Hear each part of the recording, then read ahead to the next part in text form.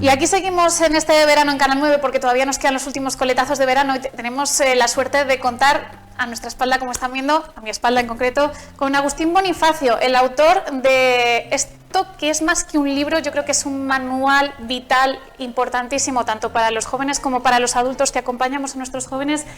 El plan B, ¿qué podemos hacer para ayudar a los jóvenes a superar su desesperanza vital? Y es que hoy es 10 de septiembre y es la Jornada Mundial por la Prevención del Suicidio, algo de lo que nos cuesta y mucho hablar, sobre todo en los medios de comunicación y también en nuestra sociedad.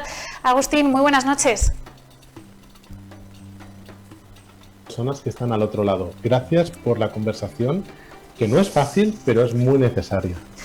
Agustín, además, eres trabajador social especializado en salud mental infanto-juvenil, tienes una larguísima trayectoria, trabajas en el Hospital Sant Joan de Déu en Barcelona y tratas con muchos casos, algo que plasmas también en este libro tan necesario. Pues sí, la verdad que hace más de 20 años que acompaño a jóvenes con desesperanza vital y para mí era muy importante, de alguna forma, transmitir con este libro que todo el mundo puede aportar, que está en manos de todas las personas el acompañar, el estar al lado de una persona que lo está pasando mal y que también no solo podemos, sino que debemos hacer un escenario mucho más vivible y mucho más esperanzador, porque se puede. ¿Por dónde se empieza, Agustín? ¿Se puede? Eso ya es esperanzador también para nosotros, pero ¿por dónde comenzamos? Porque muchas veces vemos que nuestros jóvenes, incluso nuestros niños, nos enteramos de los problemas por los que atraviesan en ocasiones en el colegio, en el instituto, pero ya a posteriori. Y queremos estar más presentes y no sabemos cómo hacerlo, como educadores, como padres, como acompañantes. ¿Por dónde podemos empezar? Pues yo creo que has dado una clave maravillosa, Ana. Has dicho que queremos, ¿no? Pues eso es el principio, es decir, querer estar.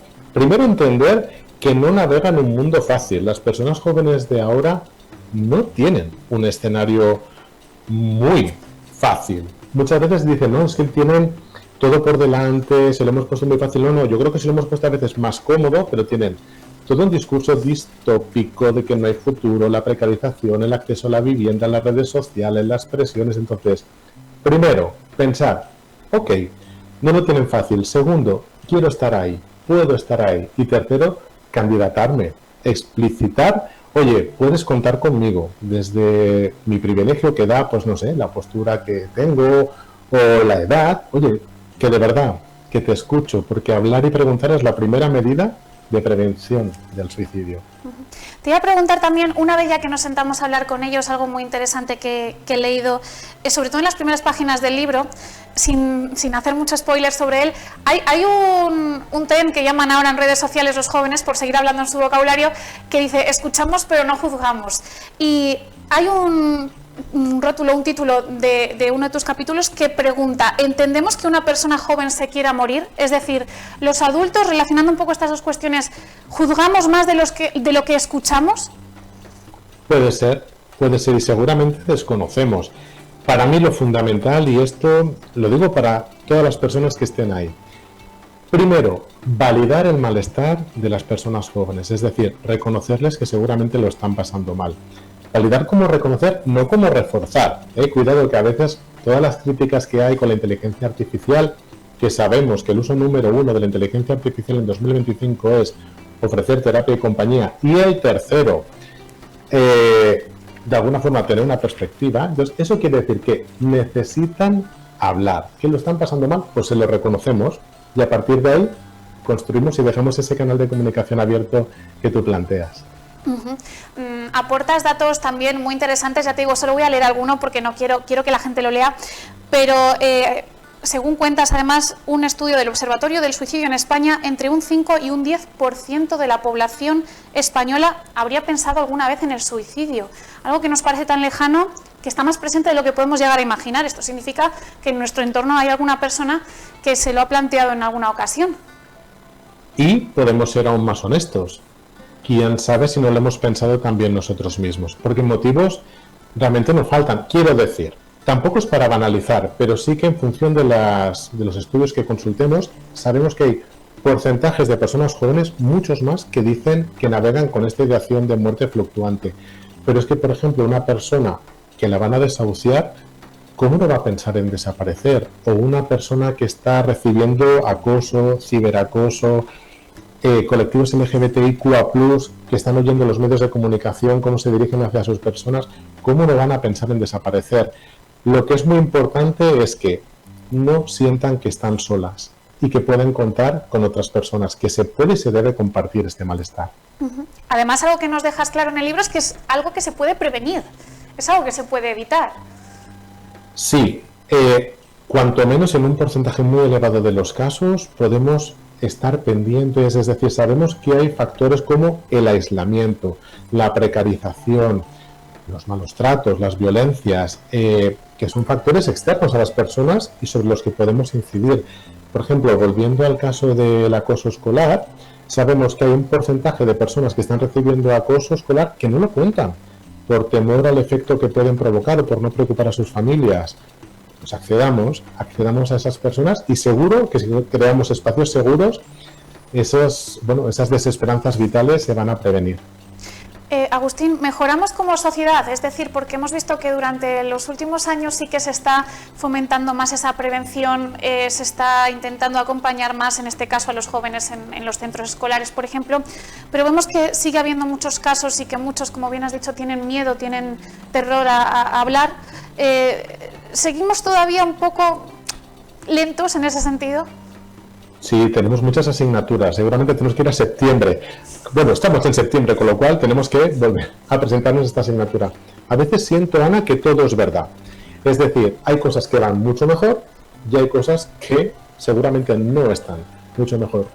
Es cierto que al menos se está pudiendo hablar de ello, se está pudiendo visibilizar, pero también es verdad que tenemos unos micrófonos y unos amplificadores enormes de violencias o de discursos muy complicados que tienen que ver con las redes sociales o incluso a veces los medios de comunicación. Pues bueno, contando que estas son las reglas del juego actual, ¿qué es lo que hay que optar? Pues desde luego por lo que nos hace humanos, el vínculo, porque en una sociedad que es mucho más individualista, sabemos que quien tiene vínculos fuertes vive más y mejor y que somos seres sociales, que nos necesitamos.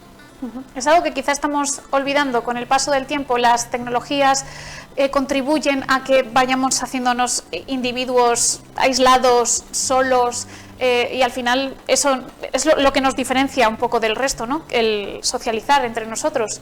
Lo estamos perdiendo peligrosamente. Sí, y a la vez creo que cada vez somos más conscientes, Ana, es decir, somos, pues de alguna manera nos vamos dejando llevar por un mundo muy individualizado o muy individualista, pero también ya tenemos cifras y vemos los niveles de malestar, sabemos que este aislamiento no es bueno y que al final lo que buscamos es compartir, buscamos vincularnos, sabemos que las habilidades sociales son fundamentales para el día a día y que esto nos va a llevar a situaciones mucho más exitosas. El tener una red de amistades en el mundo físico, no solo en el virtual, también nos genera calidad de vida. Entonces, es como lo de la vuelta a la artesanía y la reivindicación de la artesanía. Pues, ok, despertemos. Todo esto es lo que nos va a ayudar a salir adelante mejor. Y además es algo que podemos aportar. Es muy sencillo el mostrarse dispuesto y poder tender ese puente. En el libro, Agustín, hablas también de los iceberg. No sé si nos podrías contar un poco en qué consiste este concepto. Pues mira, es que para mí, Ana, fue muy llamativo cuando empecé a trabajar, darme cuenta que no todo el mundo lo estaba pasando igual de mal. Entendiendo que el escenario no es fácil para nadie, yo me di cuenta que había gente que lo estaba pasando especialmente peor. Aquí no he descubierto la sopa de ajo, pero una de las cosas que me llamó la atención es que había muchas más chicas que chicos que consultaban a urgencias por desesperanza vital o que ingresaban en las plantas. Cuando empiezo a investigar y cuando empiezo a hablar con otras personas, veo que se repite. Entonces me doy cuenta que hay que plantearse qué mundo estamos ofreciendo a las chicas. Sobre todo, quiero decir, es que esto no es un problema genético, esto es un problema social.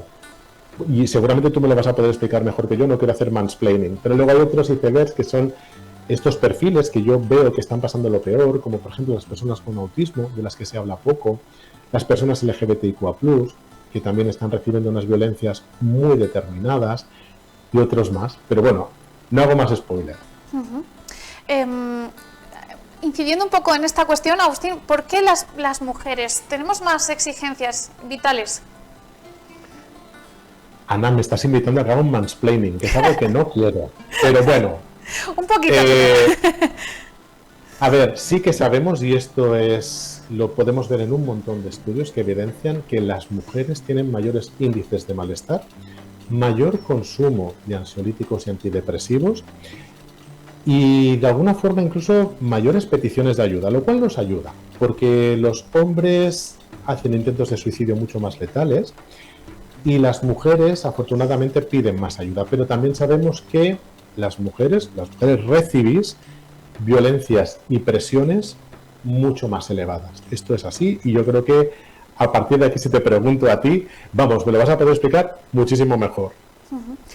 Bueno, vamos a dejarlo ahí porque el resto lo pueden encontrar en el libro. Y volviendo un poco a un tema del que hemos hablado antes, también haciendo autocrítica, Agustín, los medios de comunicación quizá trabajamos también muy mal en ese aspecto porque hablamos de que no se debe informar del suicidio porque genera un efecto llamada, es algo que se conoce así, pero luego sí que es verdad que leemos en los grandes medios noticias en las que el morbo es lo más importante.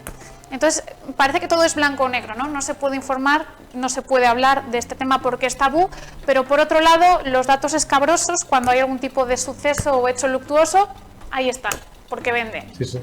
Sí, señora, es que en la cultura del clickbait, creo que esto lo señalo en el libro, cómo han aumentado los titulares negativos porque se viralizan más. Sí sabemos que hay que hablar del suicidio, pero hablar bien, sin datos escabrosos ni datos morbosos, porque esto tiene un efecto muy positivo y preventivo. Por ejemplo, mientras se habla del suicidio, pues por ejemplo se puede hablar que también existe el teléfono 024, que es la línea de atención a la conducta suicida. Lo que no hay que hacer es hablar desde el morbo, porque es cierto el efecto Werther o el efecto contagio, pero tenemos el efecto Papageno, que nos dice lo contrario, que realmente se debe hablar y se debe hablar bien. Has dicho una cosa muy interesante, que es que los titulares negativos se viralizan más, pero yo te quiero preguntar, ligado a esto, si crean también más desesperanza vital en el fondo, aunque la gente clique en esas noticias porque le llama más la atención, en el fondo todo eso se va cargando nuestra mochila vital, todas esas noticias, estas cosas, y nos va aumentando la desesperanza sin que nos demos cuenta. Total, imagina que si todo lo que recibimos son estos mensajes distópicos, al final es como una planta metabolizadora de material tóxico. En el libro nos señalo que a veces es muy importante mirar lo que tenemos cerca para centrarnos en cosas muy positivas que pueden estar sucediendo muy próximas a nosotros, desde ONGs o iniciativas, porque si no tendemos a una mirada claramente tremendista, en la que casi se nos está prohibiendo la posibilidad de soñar, y además es que es vital tener esta perspectiva esperanzadora, si no, no podemos construir nada. Y la historia nos demuestra que sí se puede y que además se debe.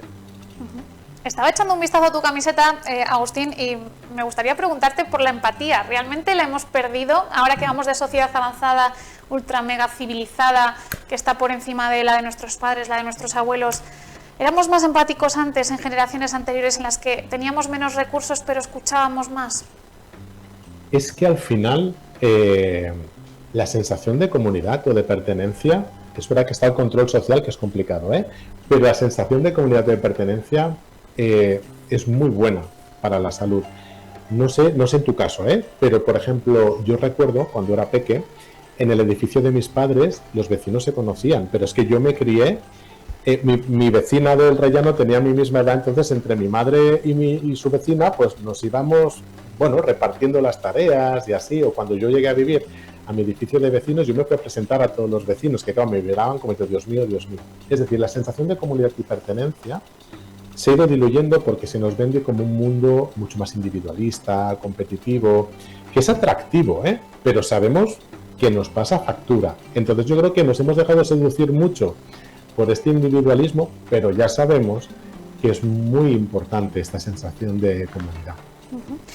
Agustín, para cerrar la entrevista, me gustaría que dejases un mensaje para todos los que lo necesiten y que lean también este plan B que es tan necesario para la vida.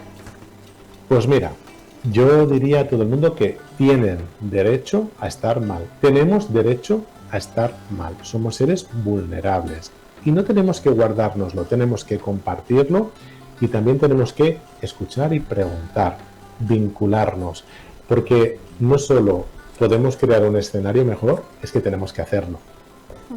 Pues Agustín Bonifacio, muchísimas gracias por estar con nosotros hoy aquí en Canal 9 Soria.